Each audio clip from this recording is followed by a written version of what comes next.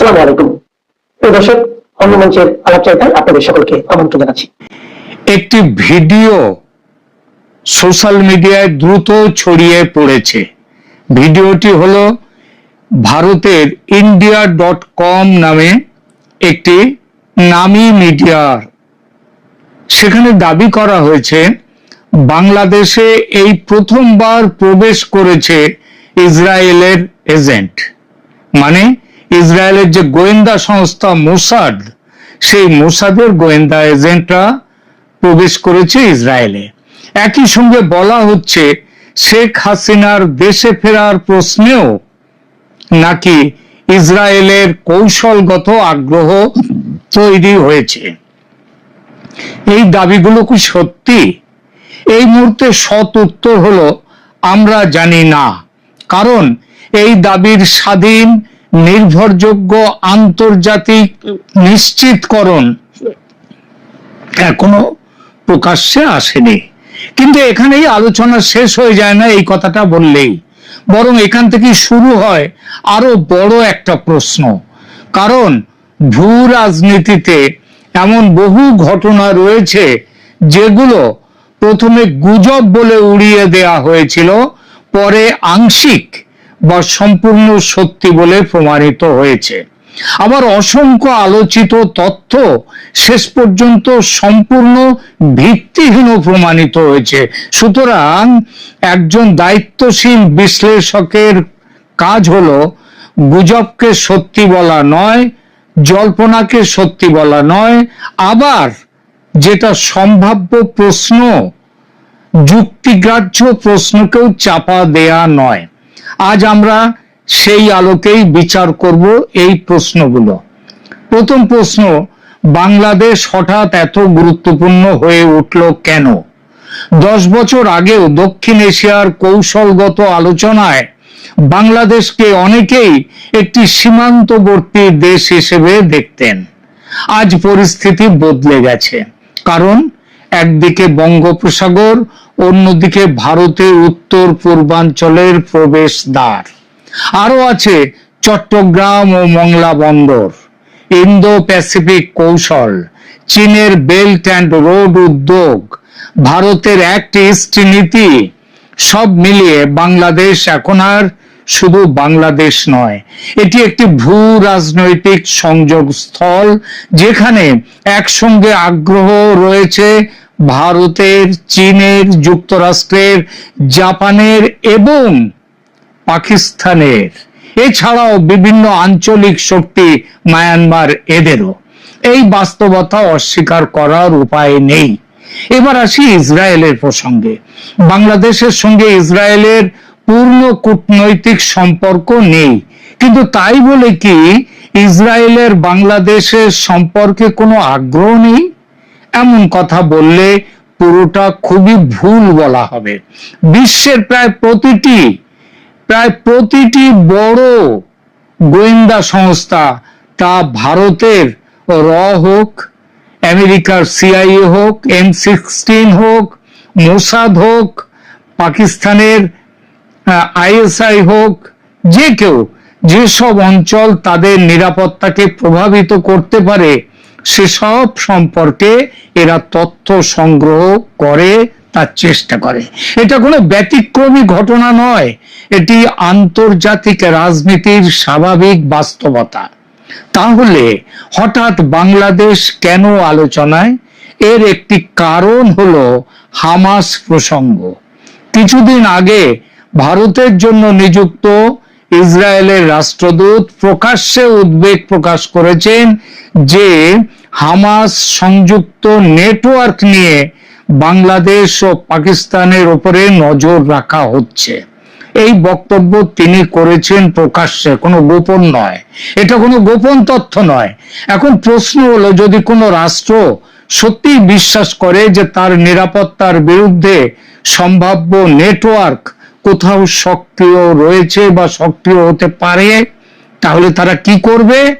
প্রথম কাজ হবে তথ্য সংগ্রহ, দ্বিতীয় কাজ হবে সংশ্লিষ্ট বন্ধু রাষ্ট্রগুলির সঙ্গে গোয়েন্দা সংস্থা, এটাই হলো বিশ্বজুড়ে প্রচলিত নিয়ম, এবং খবরাখবরগুলো পাওয়া হয়ে গেলে তারপরে কি ব্যবস্থা নেওয়া যায় সেইটা ঠিক করা। এবার ভারতের প্রসঙ্গে আসা যাক।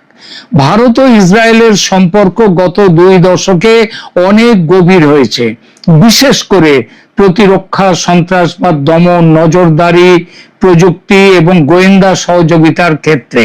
এর অর্থ এই নয় যে দুই দেশ সব বিষয়ে একেবারে এক হয়ে গেছে, কিন্তু নিরাপত্তা ইস্যুতে তাদের সহযোগিতা সারা পৃথিবী জুড়ে এখন স্বীকৃত। অন্যদিকে ভারতের সঙ্গে বাংলাদেশের সম্পর্ক অত্যন্ত গুরুত্বপূর্ণ। তার কারণ সীমান্ত, তার কারণ নদী, বাণিজ্য, সংযোগ, নিরাপত্তা সবকিছুই জড়িত। কিন্তু এই সম্পর্ক বর্তমানে খুবই শীতল পর্যায়ে চলেছে। ফলে বাংলাদেশের অভ্যন্তরীণ স্থিতিশীলতা ভারতের কাছে একটি গুরুত্বপূর্ণ বিষয়। এবার সবচেয়ে বিতর্কিত প্রশ্নটিতে আসা যাক। শেখ হাসিনার প্রতি India.com এর খবরে বলা হয়েছে, শেখ হাসিনার প্রতি ইসরায়েলের কৌশলগত সহানুভূতি আছে। এটা কি থাকতে পারে? এখানে কিন্তু খুব সতর্ক হয়ে উত্তর দিতে হবে, কারণ এটা ইসরায়েলের প্রতি বাংলাদেশের সাধারণ মানুষের একটা ক্ষোভ আছে। তারা তাকে, ইসরায়েলকে মনে করে ইসলামের শত্রু। সুতরাং এটা বিএনপি, জামাত এদের প্রচার হতে পারে, আবার এটা সত্যিও হতে পারে, কারণ বাংলাদেশের বর্তমান সরকার যারা রয়েছে ইসরায়েল তাদের পছন্দ করে না। কিন্তু এটাও ঠিক যে এমন কোনো প্রকাশ্য প্রমাণ নেই যে ইসরায়েল শেখ হাসিনার প্রত্যাবর্তনের জন্য কাজ করছে। বিশ্লেষকরা একটি প্রশ্ন তুলতেই পারেন, যদি কোনো রাষ্ট্র মনে করে যে কোনো সম্ভাব্য রাজনৈতিক পরিবর্তনের ফলে আঞ্চলিক নিরাপত্তা বা জঙ্গি সংগঠনের কার্যকলাপের ঝুঁকি আছে, তারা স্বাভাবিকভাবেই পরিস্থিতি গভীরভাবে পর্যবেক্ষণ করবে এবং যাতে জঙ্গি সংগঠন, মৌলবাদ এরা প্রশ্রয় না পায়, আঞ্চলিক নিরাপত্তা যাতে ব্যাহত না হয়, সেই জন্য প্রয়োজনীয় ব্যবস্থাও তারা নেবে। এটি একটি সাধারণ কৌশলগত বিশ্লেষণ। এটি কি কোনো নির্দিষ্ট অপারেশনের প্রমাণ বলা যাবে না। এবার আসি, এখানে একটা প্রশ্ন, ইসরায়েল মানে আমরা একসাথে ধরি ইসরায়েল মানেই হচ্ছে যুক্তরাষ্ট্র বা আমেরিকার বি টিম। আবার অনেকে মনে করেন অ্যাকচুয়ালি ইসরায়েল মানে ইহুদিরা, তারা চালায় যুক্তরাষ্ট্রকে। যেই এ টিম হোক বা বি টিম হোক, অনেকেই মনে করেন ইসরায়েল যেখানে আমেরিকাও সেখানে। বাস্তবতা কিন্তু একটু জটিল। হ্যাঁ, এটা ঠিকই, যুক্তরাষ্ট্র ইসরায়েল ঘনিষ্ঠ মিত্র, কিন্তু প্রতিটি আঞ্চলিক ইস্যুতে দুই দেশের অগ্রাধিকার এক নয়। এই যে দেখুন না, ইরান নিয়ে ইসরায়েল পরিষ্কার বলেছে ট্রাম্প যে যুদ্ধবিরতির জন্য শান্তি চুক্তি করেছিলেন, ইসরায়েল তাতে সম্মত নয়। সুতরাং তারা যে সবসময় এক লাইনে চলে তাও নয়। বাংলাদেশ নিয়ে যুক্তরাষ্ট্রের ভাবনা কি হতে পারে? বাংলাদেশ নিয়ে তারা একটা স্থিতিশীল বাংলাদেশ চায়, ইন্দো প্যাসিফিকে আমেরিকার গুরুত্ব যাতে থাকে সেটা চায়, তারা চীনের প্রভাব কম করতে চায় বাংলাদেশে, তারা ইন্দো প্যাসিফিকে সমুদ্রের নিরাপত্তা চায়। অন্যদিকে ইসরায়েলের প্রধান উদ্বেগ কি? ইসরায়েলের প্রধান উদ্বেগ হামাস, ইসরায়েলের উদ্বেগ ইরান সমর্থিত নেটওয়ার্ক ধ্বংস করা, সন্ত্রাসবাদকে ধ্বংস করা। সুতরাং দুই দেশের স্বার্থ কোথাও মিলতে পারে, আবার কোথাও একটু আলাদাও হতে পারে। তাহলে India.com যে মিডিয়ার মতো, তারা একটা ভিডিও কেন এত আলোচনা তৈরি করলো? কারণ সেটা এমন একটা সময়ে এসেছে যখন দক্ষিণ এশিয়ার ভূরাজনীতি দ্রুত পাল্টে যাচ্ছে। মানুষ উত্তর খুঁজছে, আর উত্তর না থাকলে জল্পনা খুব দ্রুত জায়গা করে নেয়। এই কারণেই আমাদের সতর্ক থাকা দরকার। এখন সবচেয়ে গুরুত্বপূর্ণ প্রশ্নগুলো হলো, আগামী দিনে কোন ঘটনাগুলোর দিকে নজর রাখতে হবে? প্রথম, বাংলাদেশ সম্পর্কে ইসরায়েলের সরকারি বক্তব্যে কোনো পরিবর্তন আসে কিনা? মনে রাখতে হবে, ইসরায়েলের সাথে কিন্তু বাংলাদেশের কোনো কূটনৈতিক সম্পর্ক নেই। দ্বিতীয়, সন্ত্রাসবাদ দমন নিয়ে ভারত, বাংলাদেশ ও অন্যান্য দেশের মধ্যে নতুন সহযোগিতা হয় কিনা? হলে ইসরায়েলের মোসাদ পিছিয়ে যাবে, না হলে তারা এগিয়ে আসবে। তৃতীয়, আন্তর্জাতিক সংবাদ মাধ্যমে কোনো স্বাধীন অনুসন্ধান প্রকাশিত হয়েছে কিনা কিংবা হবে কিনা?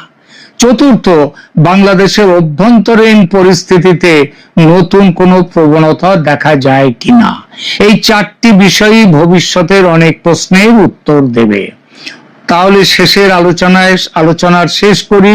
আজকের আলোচনার শেষে আমি একটি কথাই বলতে চাই, গোয়েন্দা দুনিয়ার সবচেয়ে বড় বৈশিষ্ট্য হলো সেখানে তথ্যের চেয়ে অনুমান অনেক বেশি ঘোরাফেরা করে।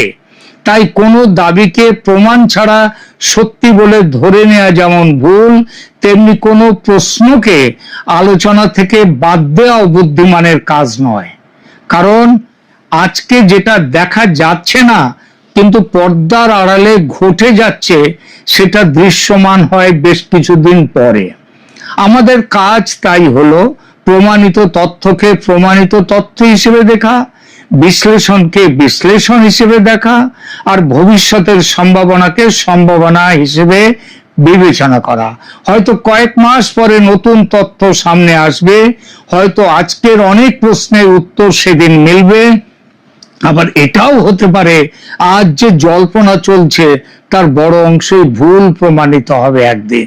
সুতরাং সিদ্ধান্ত নয়, পর্যবেক্ষণ হওয়া উচিত আমাদের প্রথম দায়িত্ব, এবং সেই দায়িত্বের দিকে তাকিয়ে আমরা দেখব বাংলাদেশ কোন পথে যাচ্ছে।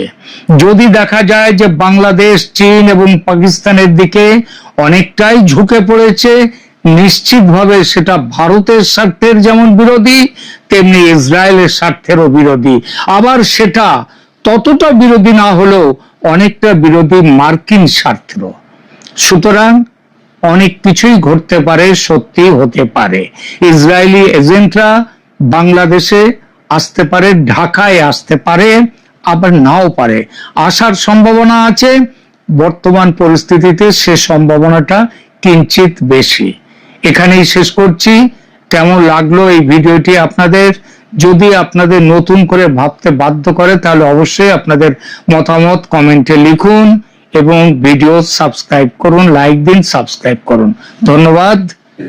এই মুহূর্তে আপনাদের সামনে কথা বলবো শেখ হাসিনার প্রত্যাবর্তন ও বাংলাদেশের অস্থিরতা শেষ পর্যন্ত কি ঘটতে যাচ্ছে। আমার ফেরার বিষয়টি আমার একক সিদ্ধান্তের উপর নির্ভর করে না। বেগম খালেদা জিয়ার মৃত্যুর মুহূর্তে লন্ডনে বসে তারেক রহমানের দেওয়া সেই আবেগঘন ফেসবুক পোস্টের কথা নিশ্চয়ই আপনাদের মনে আছে। কিন্তু আজ প্রশ্ন উঠছে, কেন তিনি এই কথা বলেছিলেন? কিভাবে বাংলাদেশে ইউনূস ২ কার্যকর হলো? আর কেনই বা ফেব্রুয়ারির নির্বাচনের পর তারেক রহমানের প্রধানমন্ত্রী হিসেবে অভিষেকের পরও বাংলাদেশের ভূ রাজনৈতিক আলোচনা থামছে না? এই মুহূর্তে আমরা আলোচনা করব ২১শে পদকপ্রাপ্ত প্রখ্যাত সাংবাদিক ও সম্পাদক স্বদেশ রায়ের সাম্প্রতিক একটি অত্যন্ত বিস্ফোরক বিশ্লেষণ নিয়ে, যা গতকাল প্রকাশিত হয়েছে তার সম্পাদিত পোর্টাল সারাক্ষণে। বাংলাদেশের ভূ রাজনৈতিক গুরুত্ব, অভ্যন্তরীণ স্থিতিশীলতার তীব্র সংকট এবং আগামী ডিসেম্বরের মধ্যে শেখ হাসিনার নিশ্চিত প্রত্যাবর্তনের প্রেক্ষাপটে দাঁড়িয়ে বাংলাদেশ আসলে কোন অজানা ভবিষ্যতের দিকে যাচ্ছে, আজ তারই আদ্যপন্ত বিশ্লেষণ করব। সাধারণত কোন দেশের ভূ রাজনৈতিক গুরুত্ব বলতে বোঝায় তার সীমান্ত, নৌপথ, কৌশলগত সমুদ্রবন্দর বা সমুদ্রে চলাচলের অধিকার। কিন্তু বাংলাদেশের ক্ষেত্রে বিষয়টি সম্পূর্ণ আলাদা। স্বদেশ রায় তার নিবন্ধে দেখিয়েছেন, বাংলাদেশের ভূ রাজনীতির মূল আলোচনার কেন্দ্রবিন্দু কোন সীমান্ত বা সমুদ্রবন্দর নয়, বরং তা হলো দেশটির অভ্যন্তরীণ স্থিতিশীলতা। তিনি একটি বড় সত্য তুলে ধরেছেন, পাকিস্তানের সাংবাদিকরা যতটুকু স্বাধীনতা ভোগ করেন, বাংলাদেশের সাংবাদিকরা তার ১ ভাগও করেন না। তাই ক্ষমতাবানদের নিয়ন্ত্রণের কারণে বাংলাদেশের ভূ রাজনৈতিক গুরুত্ব নিয়ে সবসময় খোলাখুলি লেখা সম্ভব হয় না। এমনকি 2024 সালে সরকার পরিবর্তনের পর দেশে বিদেশে যারা এই পরিবর্তনের পক্ষে সাফাই গিয়েছিলেন, তারাও যে বাংলাদেশে প্রকৃত ভোটাধিকার বা ভালো নির্বাচন চেয়েছেন তা কিন্তু নয়। গত 12 ফেব্রুয়ারির প্রহসনের নির্বাচনকে যখন গণতন্ত্রে ফেরা বলে চালিয়ে দেওয়ার চেষ্টা করা হলো, তখনই স্পষ্ট হয়ে গেছে যে তাদের আসল চাওয়া কখনোই মানুষের ভোটাধিকার ছিল না। নিবন্ধে বিশ্ব রাজনীতির একটি দারুণ উদাহরণ টানা হয়েছে। গত এক দশকে গণতন্ত্রের পিতৃভূমি ব্রিটেনে ঘন ঘন সাধারণ নির্বাচন হয়েছে, ব্রেক্সিট প্রশ্নে গণভোট হয়েছে এবং ভোটের মাধ্যমে ইউরোপীয় ইউনিয়ন থেকে বেরিয়ে যাওয়ার মতো ভুল সিদ্ধান্ত নেওয়া হয়েছে। ফলাফল, গত 10 বছরে ব্রিটেনে 7 জন প্রধানমন্ত্রী বদল হয়েছেন। সেখানে অর্থনৈতিক ও সামাজিক উন্নয়ন শুধু থমকেই যায়নি, বরং বহু দূর পেছনে চলে গেছে এবং দারিদ্র্য প্রতিদিন বাড়ছে। ব্রিটেনের এই রাজনৈতিক বিপর্যয় থেকে বড় একটি শিক্ষা সামনে এসেছে। ক্ষোভকে কাজে লাগিয়ে হয়তো সরকার পরিবর্তন করা যায়, কিন্তু ক্ষমতায় বসার পর মূল চ্যালেঞ্জ হয়ে দাঁড়ায় রাষ্ট্র পরিচালনার যোগ্যতা। আর এই যোগ্যতার সব থেকে বড় দিক হলো একজন শাসক রাষ্ট্র, সরকার ও সমাজকে কতটা স্থিতিশীল রাখতে পারছেন। ব্রিটেনের সাবেক প্রধানমন্ত্রী ঋষি সুনাক সম্প্রতি লিখেছেন, প্রধানমন্ত্রী হওয়ার আগে অনেক ভালো কথা বলা যায়, কিন্তু চেয়ারে বসার পরে মূল বাস্তবতার মুখোমুখি হতে হয়। অর্থনৈতিক সংস্কারের নামে রাজনৈতিক কু করে অর্থমন্ত্রী থেকে প্রধানমন্ত্রী হওয়া সুনাক নিজের ব্যর্থতা থেকে এই সত্য উপলব্ধি করেছেন। স্বদেশ রায় তার লেখায় বাংলাদেশে সাম্প্রতিক ক্ষমতার পরিবর্তনের নেপথ্য রূপরেখা উন্মোচন করেছেন। তিনি লিখেছেন, ভালো ভোট না হওয়ার ক্ষোভকে কাজে লাগিয়ে ছাত্রদের মধ্যে সরকারি চাকরি নিয়ে একটি ক্যামোফ্লাজ বা ছদ্মবেশ তৈরি করে এবং এর সঙ্গে পুলিশ, বিজিবি ও সামরিক বাহিনীর সদস্য হত্যা, অজানা স্নাইপার রাইফেলের হামলা এবং রোহিঙ্গা ও বিহারি জনগোষ্ঠীকে দিয়ে লুটতরাজ ও রাষ্ট্রীয় স্থাপনা ধ্বংসের মাধ্যমে এই ক্ষমতা পরিবর্তন ঘটানো হয়েছিল। এখন এই কাজের সফলতার দাবিদার অনেকেই। এবছর জুলাই পালনের সময় যাত্রাবাড়ি সহ বিভিন্ন জায়গায় বিএনপির স্থানীয় নেতারা দাবি করছেন, নেতার ফোনের নির্দেশে পুলিশের ওপর আক্রমণ চালিয়ে তারা সরকার ফেলেছেন। ডক্টর ইউনূস দাবি করছেন এটা নাকি তার অ্যামেজিং মেটিকুলাস ডিজাইনের ফসল, আর এই কারণেই রাষ্ট্র তাকে বিশেষ প্রোটেকশন দিচ্ছে। আবার জামাতে ইসলামী দাবি করছে সরকার উৎখাতের মূল মাস্টারমাইন্ড তারা। অথচ বাস্তবে এই বিএনপি, জামায়াত ও ডক্টর ইউনূসের গোষ্ঠী মূলত ন্যাচারাল অ্যালাই বা প্রাকৃতিক মিত্র। এদের মধ্যে নীতিগত কোনো পার্থক্য নেই। মানবজমিন সম্পাদক মতিউর রহমান চৌধুরী একটি তথ্য দিয়ে দেখিয়েছেন যে ক্ষমতার এমন পট পরিবর্তনে নাকি সবসময় বিএনপি লাভবান হয়। যেমন 1975-এর 15 আগস্টের পর জিয়াউর রহমানের ক্ষমতায় এসে বিএনপি তৈরি করেন, 90-এর এরশাদ পতনের পর বিএনপি ক্ষমতায় আসে, আর এবার শেখ হাসিনা উৎখাতের পর প্রথমে ইউনূস এবং পরে তারই ধারাবাহিকতায় বিএনপি ক্ষমতায় এলো। কিন্তু স্বদেশ রায় ইতিহাসের অন্য পেটটিও মনে করিয়ে দিয়েছেন। 1970-এর নির্বাচনে আওয়ামী লীগকে ক্ষমতা না দেওয়ায় পাকিস্তান ভেঙে বাংলাদেশ স্বাধীন হয় এবং আওয়ামী লীগ ক্ষমতায় আসে। 1996-এর 15 ফেব্রুয়ারি আওয়ামী লীগকে বাদ দিয়ে বিএনপি নির্বাচন করলে তারা ইতিহাসের সবচেয়ে সংক্ষিপ্ত সময় ক্ষমতায় থাকতে বাধ্য হয় এবং 21 বছর পর আওয়ামী লীগ ক্ষমতায় ফেরে। 2007 সালেও আওয়ামী লীগকে বাদ দিয়ে বিএনপি নির্বাচনের চেষ্টা করলে 1/11 আসে এবং তার 2 বছর পর আওয়ামী লীগ দীর্ঘকালের জন্য রাষ্ট্র ক্ষমতায় অধিষ্ঠিত হয়। বিপরীতে বিএনপি যে 3 বার ক্ষমতায় এসেছে, একবারও দেশে স্থিতিশীলতা আনতে পারেনি। জিয়াউর রহমান শৃঙ্খলা আনার চেষ্টা করেও নিজের জীবন রক্ষা করতে পারেননি। 1991-96 মেয়াদে মিরপুর ও মাগুরা উপনির্বাচনে কারচুপির মাধ্যমে অরাজনৈতিক তত্ত্বাবধায়ক সরকারের দাবি তুলে দেশকে 2 বছর অস্থিতিশীল করে রাখা হয়। 2001-06 মেয়াদে একযোগে 63 জেলায় 554টি বোমা হামলা, বাংলা ভাই ও শায়েক আব্দুর রহমানের উত্থান, 21 আগস্ট গ্রেনেড হামলা এবং চট্টগ্রাম বন্দরে 10 ট্রাক অবৈধ অস্ত্রের চালান দেশে চরম অরাজকতা তৈরি করে। তখন টাইম ম্যাগাজিন বাংলাদেশকে টেরোরিজমের কোকুন বা জঙ্গিবাদের জন্ম গুটিকা বলেছিল। তারা তারেক রহমানকে নিয়ে করা কভার স্টোরিতে লিখেছিল, তার মা 2 বার ক্ষমতায় থাকলেও তার শাসনামলের কোনো উজ্জ্বলতা ছিল না। এবারও কিন্তু সেনাবাহিনী ও তাদের ম্যাজিস্ট্রেসি পাওয়ার রাজপথে রেখে শেষ পর্যন্ত নির্বাচন সম্পন্ন করতে হয়েছে।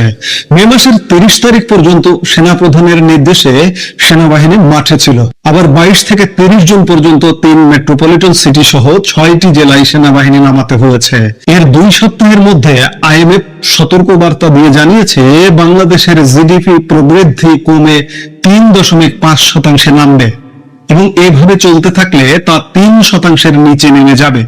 যে দেশের 6.5% উপর জিডিপি ধরে রাখার গল্প ছিল আজ থেকে 3 বছর আগেও, আজ তা ধ্বংসের মুখে। ঠিক